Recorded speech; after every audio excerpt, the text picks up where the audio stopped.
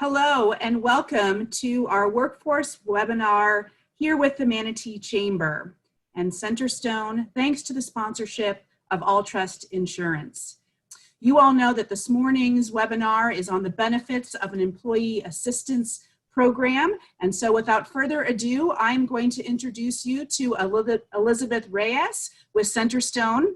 Elizabeth is the Executive Assistant to the VP of Outpatient Services at Centerstone and has been working with Centerstone since February of 2010. So Elizabeth, congratulations on your 10-year anniversary. She brings great experience to the table supporting multiple outpatient programs and management. In addition to administrative duties, she coordinates the local law enforcement, crisis intervention training, and the operation of the EAP program at Centerstone. She's a certified Heart Saver CPR instructor, a staff development liaison, and a wellness committee member. Her passion comes from helping others lead a healthy and happy lifestyle, both personally and professionally. So without further ado, Elizabeth, thank you so much for joining us. We are looking forward to the information that you will provide. All right, thank you so much, Jackie. It's a pleasure to be a part of this webinar series with everyone today. And again, my name is Elizabeth Reyes, and I'm an executive assistant for Centerstone. And it is my privilege and joy to be a part of the employee assistance program here that we offer. And I definitely want to go over a lot of great topics of how an employee assistance program can be of use to both employers and employees and how it can benefit each company as a whole. So without further ado, we'll go ahead and get started with today's presentation on benefits of an employee assistance program for leaders as well as staff. And jump to the next slide. Okay, so what is an employee assistance program? So an EAP is a workplace wellness program designed specifically to provide assistance to employees and their household members. It's kind of factored into either their health benefits or just a wellness program with each company. So it's a great tool for them to access at any time whenever they're going through a crisis or dealing with any difficulties themselves or with anyone that's living in their household.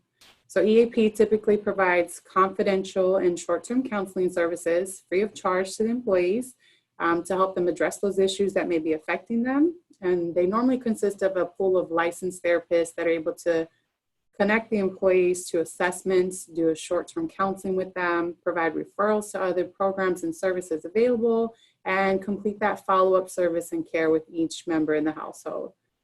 So there are a lot of things that are going on right now, especially with the pandemic of COVID-19.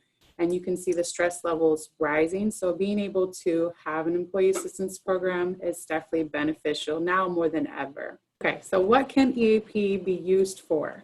So EAP is definitely used for mental health counseling, but there's a variety of areas that we're able to address in EAP sessions. So some of the things that we can see employees and employers using this benefit for could be for marital and family matters. There's divorce, blended families, communication, domestic violence, child issues, aging parents and caregiver needs, and dealing with any serious illness. And then there's emotional and behavioral problems. There's depression, anxiety, mood swings, anger, stress, eating disorders, job-related issues such as job dissatisfaction, chronic absenteeism, poor job performance, chronic tardiness, violence, and even conflicts between employees and supervisors. We're even able to offer legal and financial support as far as going through emotional support, credit card debt, child support, alimony, any budget issues within the household that might be also contributing to stress, and then also assistance with referrals to the appropriate agencies. And we also can address some addictive behavioral areas such as illicit drug use, prescription drug use, effects on the family, mood swing, alcohol abuse, effects on the job, memory lapses, compulsive gambling, and other addiction areas. So EAPs are typically designed to address the mental health aspect of it, but our therapists are definitely trained to do referrals to any substance abuse services if needed. And so they're able to have that co-occurring treatment as well, which is great. It's a wonderful benefit. So if employers are recognizing any signs in any of these areas, with employees, they can refer them to EAP and use them for a variety of different areas to address. So it's a great benefit of having EAP and what it can be used for. So unfortunately, there's going to be time that we all face personal problems or even work problems, and the stress can prevent employees from doing their best. You factor in a lot of the personal, professional, and financial anxieties right now with COVID-19, and individuals might be struggling now more than ever. So the effects of these issues and difficulties can definitely carry over into one's workplace and potentially cause problems for employees. So some of them problems we can see are an inability to focus. They have poor judgment and time management. You see a reduction in their productivity, increased absences. They might become disengaged and show a lack of interest. They might become more irritable and angry with others and take things very personally when they're being addressed. You can definitely tell when employees are appearing distracted, worried, or depressed while at work. And then that also might result in a dissatisfaction with their job and eventually burnout. So these are some of the impacts that we'll see as far as carrying that constant day-to-day difficulty on their mind and just being disengaged and losing productivity and just overall ability to function and balance that work life. So next, we also have the impact on leaders. So leaders, our management team, executive level, all levels pretty much within a company, they're the ones that we don't typically see reaching out for help. And so some of the issues that I mentioned before on the previous slide could have a bigger issue as far as leaders and our management goes because they have a responsibility that can impact the entire team. So some of the signs of troubled management could include increased worry about job security and performance. They might question if they're able to lead others or if they're even doing a good job leading. Failure to properly coordinate projects and meet deadlines. They'll show more poor judgment and decision-making. Miscommunication is also another thing. They might be providing unclear guidance or instructions to employees, mismanagement of reports or budgets, and an increase in employee supervisor conflicts. So now we're going to talk about the benefits of having a workplace employee assistance program and implementing it and how it can just benefit a company on a whole, and then also how it benefits our employees. So the first thing is an increase in performance and productivity. So like I said, when we see difficulties come up with employees, it might sit on their mind and they become distracted because it's an everyday battle for them that they're worried about or have an anxiety about what's going on with themselves or a loved one. So being able to address some of those challenges in both work and personal life has shown to put employees at ease. They're able to focus more on their job. They show a greater attention to detail. They're more productive. They work smarter and safer. They're able to follow instructions and just, be more safe, especially for those involved in various physical labor jobs. The next thing we see is an improved and employee health. So an employee could be having work-related issues, but the manager or supervisor wouldn't have no idea things are falling apart. They may turn to isolation. They'll see the employee becoming depressed, anxious, irritable, short-tempered with others, and in result, it's creating a negative work environment.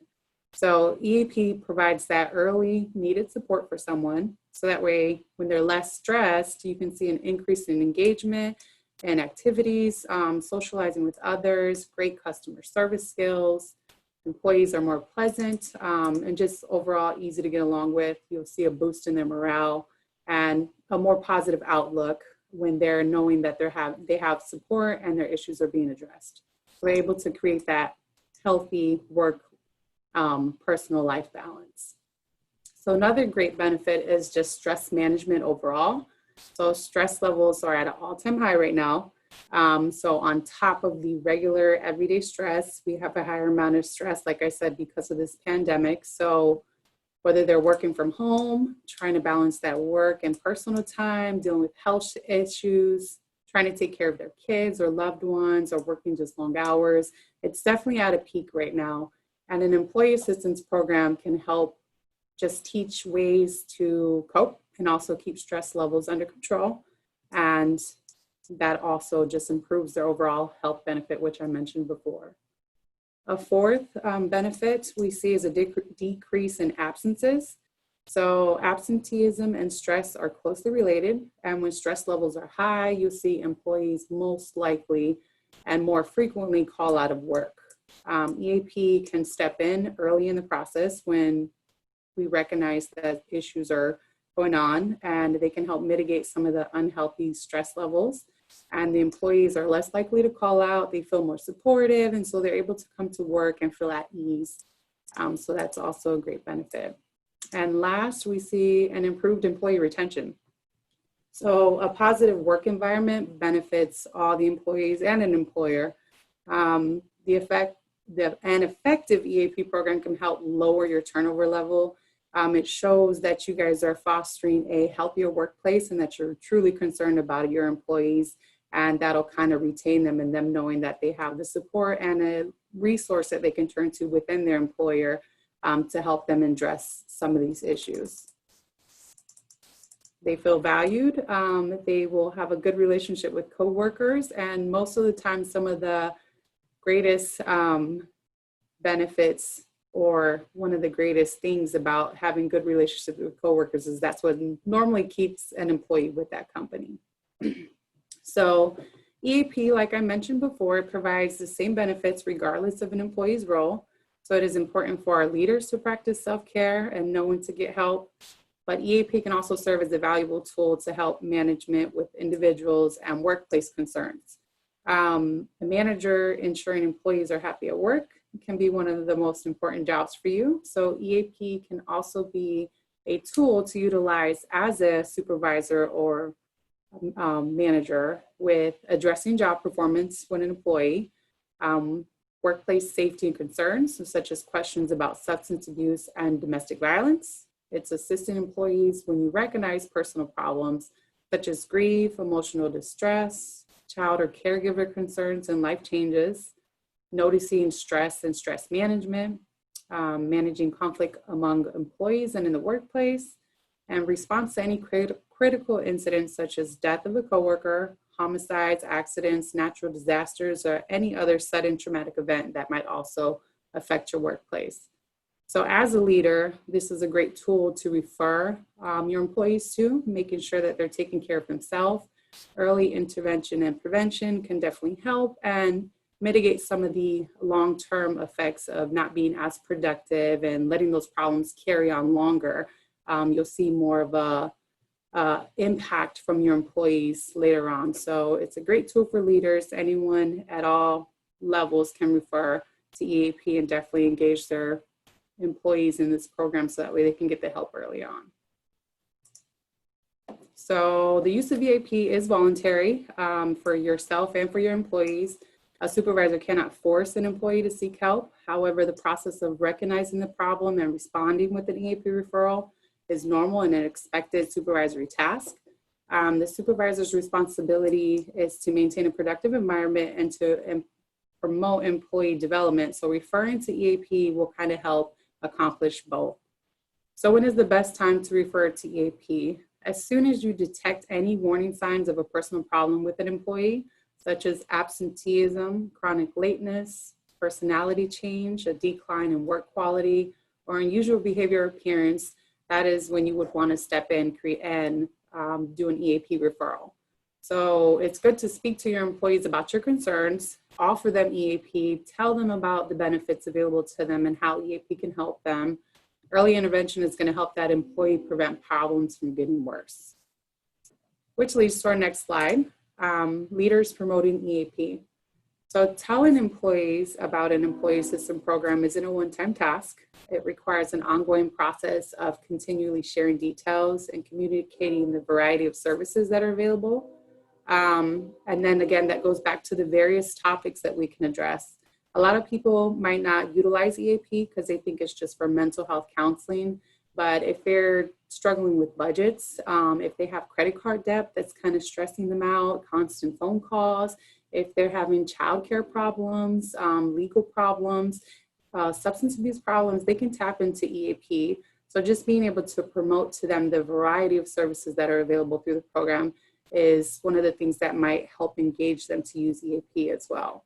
So It's good for both personal and work problems as well. So if you see that employee conflicts are high, or if you see that they're just having a hard time getting along with coworkers or even with management, you can also refer to EAP, and it can help them, teach de-escalation techniques, learn how to work better as a team, help them recognize some of their own job performance issues that are going on. They might already be aware of it, but it can make them feel comfortable with knowing what steps they can take to have their work environment be better for both them and as a whole.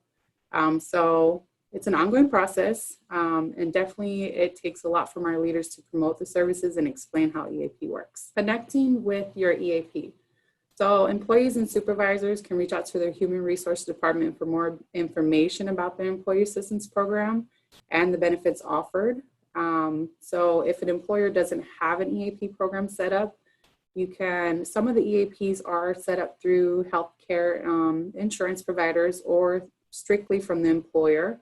If an employer doesn't have one and would like to put in place the EAP program, they can reach out to their HR as well, and then also contracted agencies such as Centerstone. We provide EAP contracts for the county. So they're tailored specifically based on your business size and your client needs and the frequency you would like to offer them. So EAP is definitely tailored and unique for each company, which is great and fantastic. And you can tap into unlimited number of resources and sessions as you would like to set up for your employees. So it's great. And if you guys have any questions about your EAP, definitely reach out to your human resource department for more information. And that'll wrap it up as far as our EAP goes.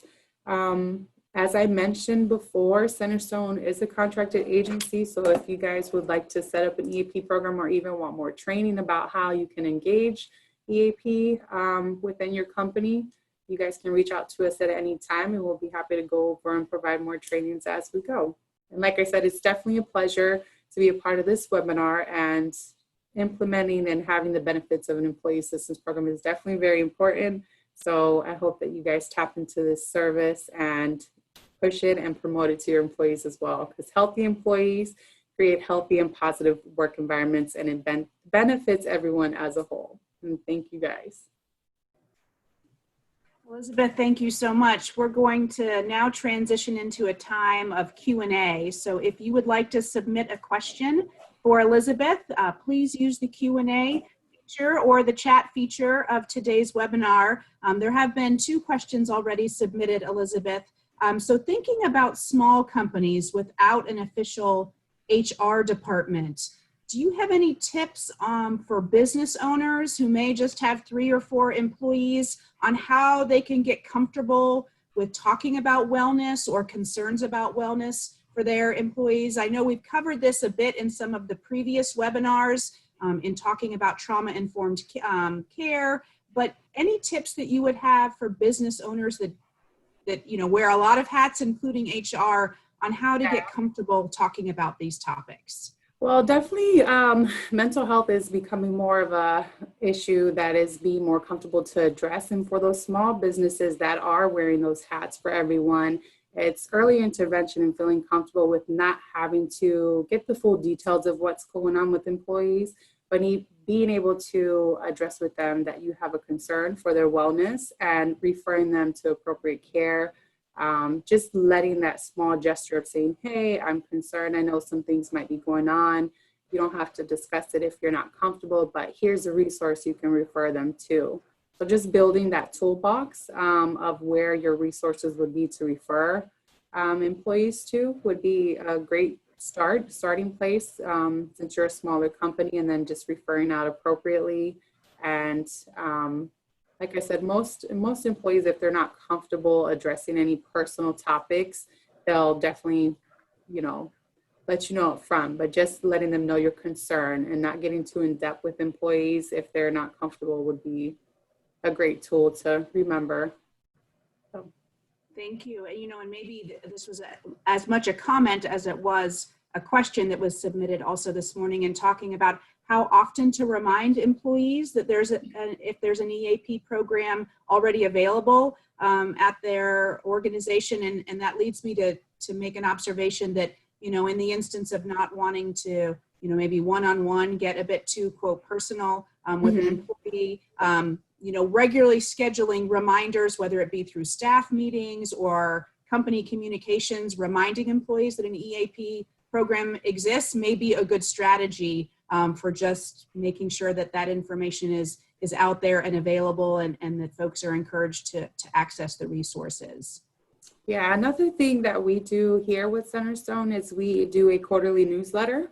So it just gives them self-care tips. It's not really direct, like, hey, engage with EAP, but it just gives them random tips of how to promote self-care and wellness. So you can do that. You can create flyers just to send out to the company as a whole, just as a reminder, and then have EAP included that they can tap into that benefit as well. So it kind of promotes wellness and the EAP program combined.